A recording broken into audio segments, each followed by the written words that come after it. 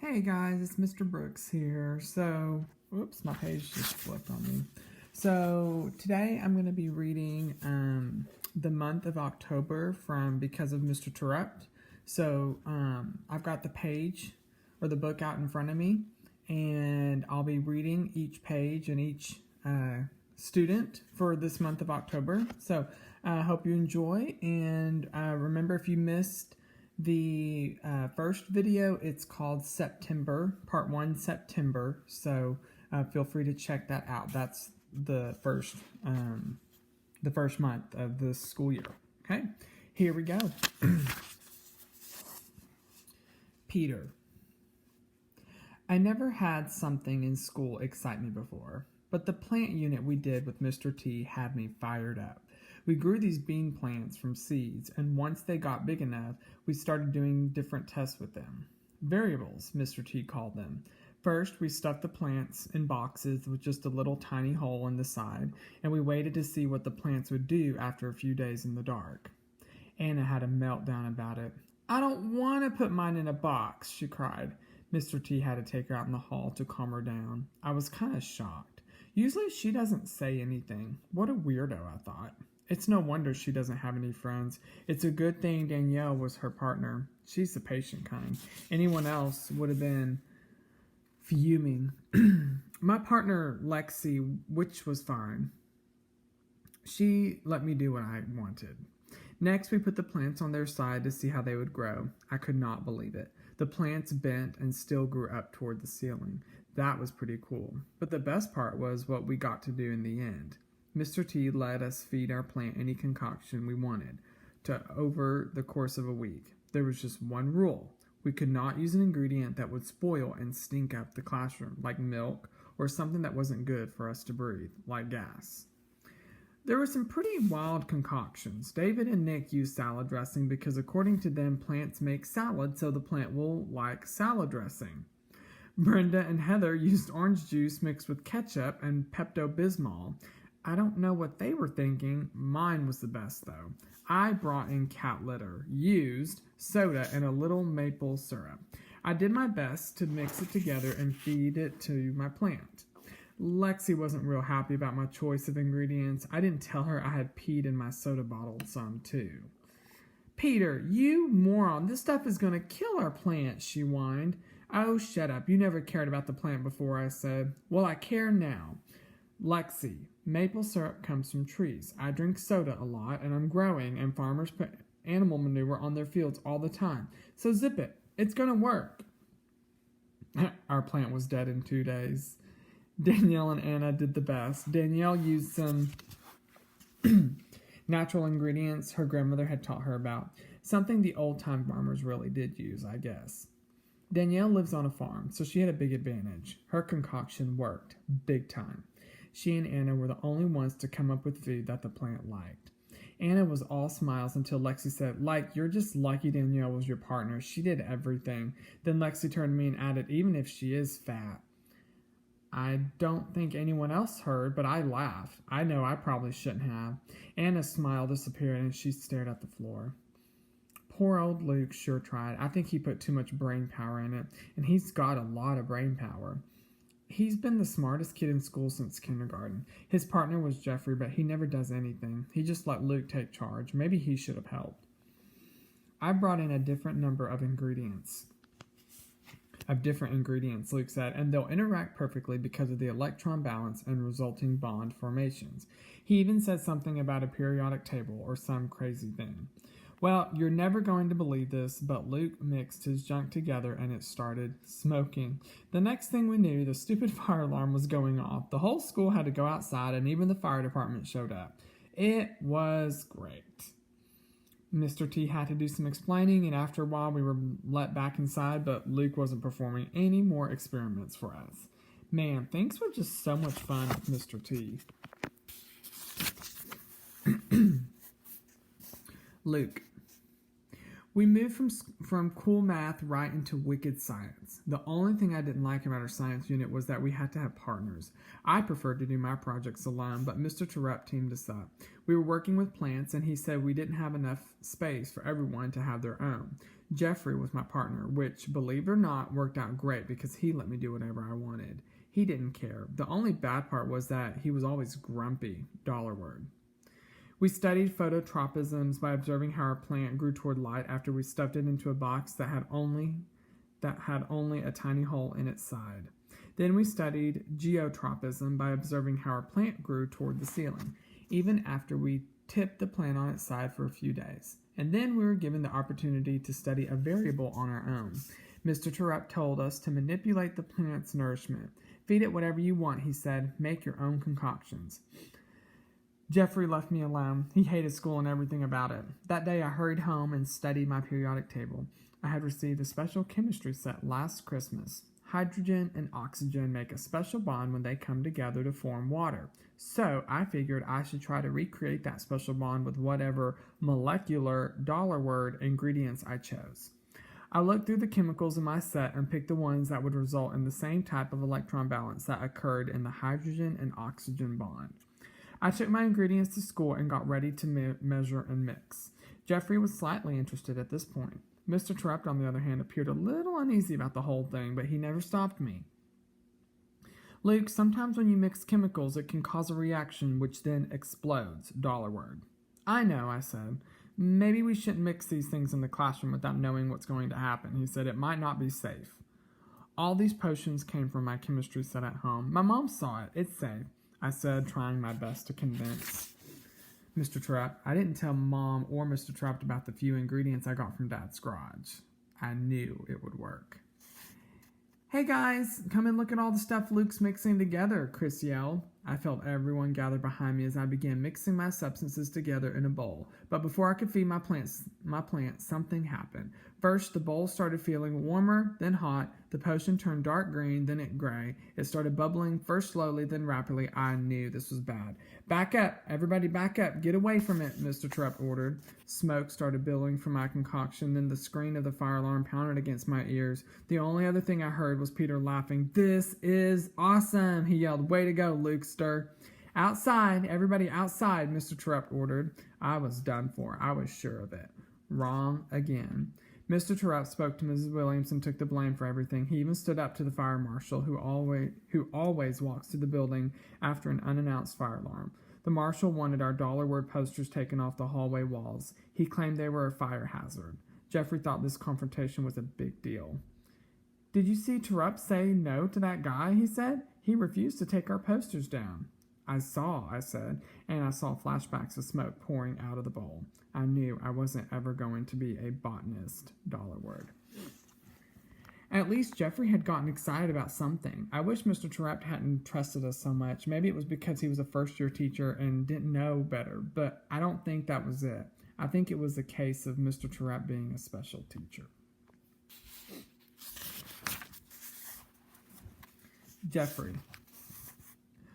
Luke was trying to feed our plant. I saw the smoke rising. I knew what was going to happen. Terup did too, because I saw him go to the windows right away. Not fast enough, though. The alarm still went off. The whole school had to go outside because of Luke. When we came back in, some guy was walking down the hall with our janitors. Mr. Loomis and Mr. Ruddy. Terup sent us into the classroom, but he stayed in the hall. I hid by the door to listen. All of it, the man yelled. I want all of it off the walls. He was pointing at our math posters. Mr. Loomis looked at Terup. You heard him, he said. I'm not taking those down, Terup said.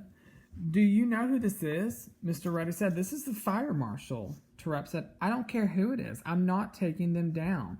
He looked at the fire marshal and said, you have no idea how hard my kids worked on these. He was pointing at our posters. He was pointing at my poster. It had one word on it, stupid, and it wasn't even a dollar word. All of a sudden, I felt bad because I hadn't tried on Terup's project. There were some more words said, but then the fire marshal left. The poster stayed. I hope he felt stupid. Terup came back in the room. Peter was out of his seat. Mr. T, you just told that guy off, Peter said, dancing around. That was so awesome. No, I didn't, Terup said. Get in your seat. You shouldn't have seen that. But I saw it, and I heard it. Terup stuck up for us. There's always posters in the school halls, and they're never fire hazards. I think the fire marshal was just mad about our false alarm, and I think Terup knew that too. He wasn't going to get pushed around. Our hard work mattered to Terup. even mine. I owed him now. I had to try, even if only a little. Anna. I didn't want my plant to die. I didn't want to put it in the box. Everybody was staring at me. I started crying. Mr. Trupp took me out into the hall. Anna, what's wrong? I don't want to kill my plant, I blurted out. My back slid down the wall and I put my head in my hands. We're not going to kill your plant, Mr. Trupp knelt down in front of me. Yes, you are, I said. If we put it in the box, it's going to kill it. We'll take it out before it dies, he promised. No, I don't want to hurt it. Tell you what, Anna, let's do the experiments that are lined up for your plant. We have to because Danielle is your partner and she needs to do the science too. Then, when we're all done, I'll let you take my plant, our control, the one we don't do anything to. I still don't like the idea of hurting my plant, but I like the idea of getting the control. I think he saw my hesitation. Plus, since you're working with Danielle, I have a feeling that your plant is actually going to be just fine. I don't know Danielle that well. She's never been in my class before. She seems nice. I like her. Sometimes she's friends with Alexia. I don't know why. I'm glad I'm partners with Danielle and not Alexia. I've never been in Alexia's class, but I can tell she's mean.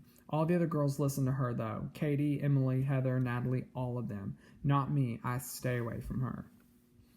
My mom has warned me not to get involved in that popularity stuff. She was ostracized once. That means nobody wanted to be friends with her. My mom told me it was like there was a big group of people holding hands in a circle and she was never let in. She always had to stand outside the circle. Mom doesn't ever want that to happen to me. It was when she was 16 and pregnant with me. I can tell that she still hurts inside from all of it. Even her own parents shunned her. That's why she quit school shortly after I was born and moved out. She tried to move in with my dad. I've never met him, but that didn't work out. He left. Mom says we can talk about my dad and the whole situation when I'm older. All I know is that she says he's a nice man. My grandma and grandpa, I've never met them either. Still don't want anything to do with us. They moved far away after my mom moved out. My mom might be young, but she's still a great mom. She's my best friend, and I love her. If you love someone, you don't quit on them just because they make a mistake. Mr. Terrep helped me stand up. Trust me on this one, he said. Be positive. We headed back into the classroom. My plant went into the box and came out a few days later, a little yellow and without a lot of new growth. But it was alive. Turning it on its side wasn't harmful, so I was okay with that test. And then it was our chance to feed it whatever we wanted. Mr. Terrep was right. Danielle knew what she was doing. Here's a list of things we could mix together, Danielle said. I read the list. I didn't know everything on it. How did she? Well, my grandmother helped me with it, she said. She's always been good at growing things. She's the reason we have successful crops on the farm. Both of us brought in some of the ingredients. We mixed them together and fed our plant. Ours was the only one to survive. It turned really green and grew and grew and grew. I took the control home, but Danielle and I decided to leave our plant in school. We kept feeding it, and everyone watched it grow. It grew almost to the ceiling, wrapping itself around the cord to the blinds all the way up. Then one day, it was knocked over. Somehow, our super-duper plant fell off the windowsill. Nobody knows how it happened. I have a pretty good idea, though. I bet Alexia did it because it happened when she was being nasty to Danielle. I'm thankful that Mr. Terrep let me take the control home. I didn't want her to hurt that one, too. I like being Danielle's partner. I wonder now if Mr. Terrep knew what he was starting between me and Danielle. I wonder.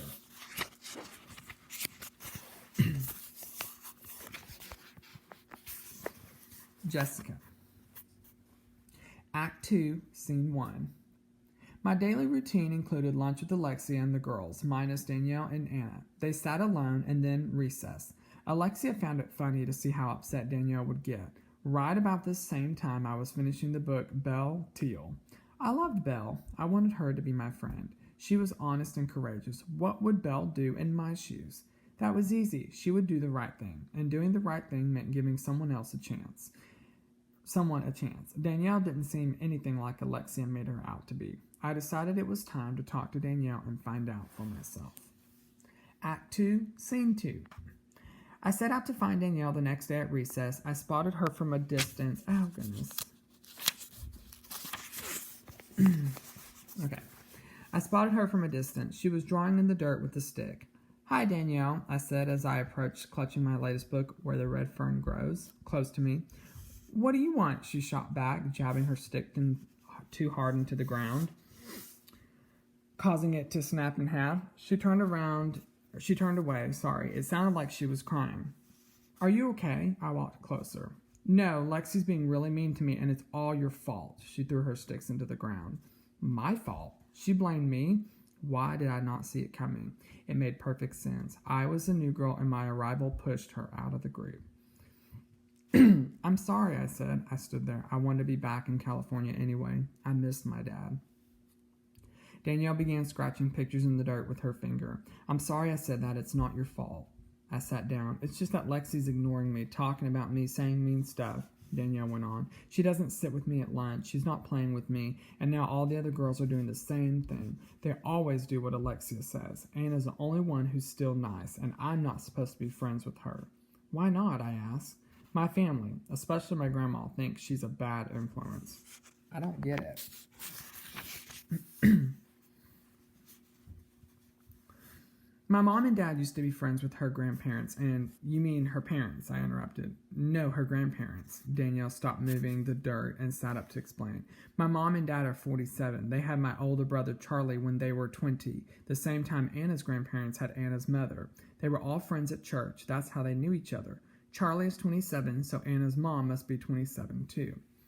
And Anna's 11, I said, quickly putting all the pieces together, so that means her mom was 16 when Anna was born. That's right, Danielle said. And that's why your family, especially your grandmother, thinks Anna will be a bad influence, I asked. Yes, Danielle said. I think they figure Anna will be like her mother, and that's not the type of people churchgoers should associate with. I didn't like what I was hearing. None of it seemed fair to Anna, but I wanted to learn about her mother's story. What happened after Anna was born? I'm not sure, Danielle said. I just know that it's only Anna and her mother now. Well, none of that is her fault, I said matter-of-factly. Danielle nodded. She bent forward and started drawing in the dirt again. I decided not to push it anymore. She seemed upset by it, too. I'll play with you, I said. You will? The hint of a smile spread its way across Danielle's dirt-streaked, teary face. Sure, and I won't listen to Alexia. I slid Where the Red Fern Grows off to the side and dug into the earth with my finger. I know that book. My grandma read it to me. It's very good, I said. Everybody always likes a character with a dog. That's something my dad told me. It's a sad story, though, Danielle said, but I won't tell you what happens. Please don't. We can talk about it when I get done, though. Sure, she said, shrugging her shoulders. We sat next to each other, scratching pictures in the dirt until the whistle sounded. Recess was over. We stood and brushed ourselves off. That was when I saw Danielle's dirt sketch of 2 dogs. That's a great picture, Danielle. Thanks, she said. I like Danielle. There were a lot of interesting things to learn about her. I could tell. I grabbed my book and we headed toward the building. Then I saw Anna wandering over by herself. I wondered if she wanted to be a loner, or did she want friends? Why did she try so hard to be invisible? Was she embarrassed by her family situation? And how many people actually knew all that stuff about her mother? Act 2, Scene 3. I was walking with Danielle when all of a sudden she rushed ahead and hurried inside. Looking up, I found out why. Alexia got right in my face. Like, what are you doing? I thought I told you not to be friends with her. Alexia's head jerked from side to side as she talked. It reminded me of a bobblehead. She blocked my way, her hands on her cheetah-patterned hips. There's nothing wrong with Danielle. Besides, I can play with whomever I want, I said. Fine, then, you're not my friend anymore, Alexia said. She knocked Where the Red Fern Grows out of my hands, and she whipped around and stopped inside. I wasn't upset, but I'm not stupid either. I knew Alexia was going to make my life miserable. That was her game, and she was good at it too. Still, I had no clue how bad things would really get. Alexia. I saw Jessica talking to Danielle. I saw them playing. That double-crossing no-good Miss Perfect from California. She was going to get it. I went right up to her after recess and smacked her stupid book out of her hands. Who did she think she was, messing things up? I could not let her stand up to me and... Oh my goodness, Alex. Okay. I could not let her stand up to me and get away with it. Then somebody else might think they could do that, too. I wasn't about to let that happen. Nobody messes with Alexia. Then I had to deal with Danielle. I caught up to her inside, followed her into the bathroom. I was like, what are you doing?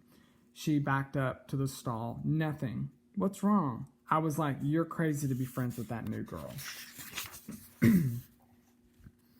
I told you she's been saying nasty stuff about you. How you smell like the farm, and just now she said, who's bigger, Danielle or the cows?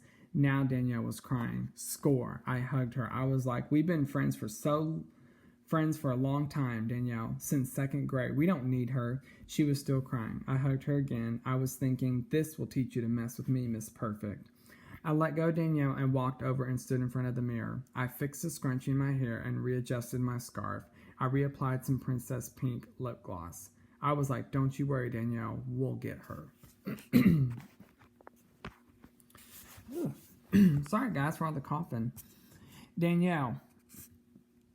I ended up talking and playing with Jessica at recess. My troubles with Lexi weren't her fault. I told Jessica about Anna. Jessica thought Anna seemed pretty nice, which was true. Anna was my science partner for the plant unit, and I liked working with her.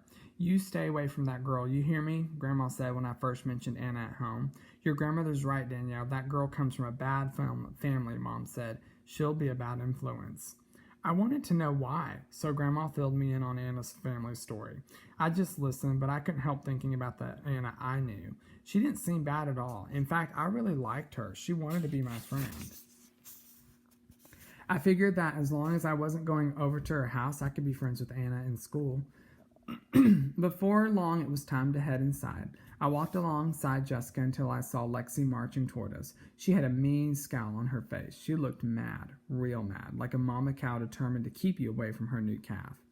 I rushed ahead. I didn't want to fight. I felt bad for leaving Jessica behind, but I wanted to avoid Lexi. I hurried inside and hid in the bathroom, but Lexi found me. The bathroom door flew open and she got right in my face. She told me all the mean things Jessica was saying about me. Like, you can even ask Katie or Emily. They'll tell you. Little Miss California's a two-faced. Nice to your face and mean behind it. You need to stay away from her. I started crying. Why would Jessica say those mean things? Lexi hugged me for a second, but it didn't make me feel any better. Then she walked towards the sink. She stood in front of the mirror, fixing herself. I sat in one of those stalls, wiping my tears. Like, you know what else? Lexi said.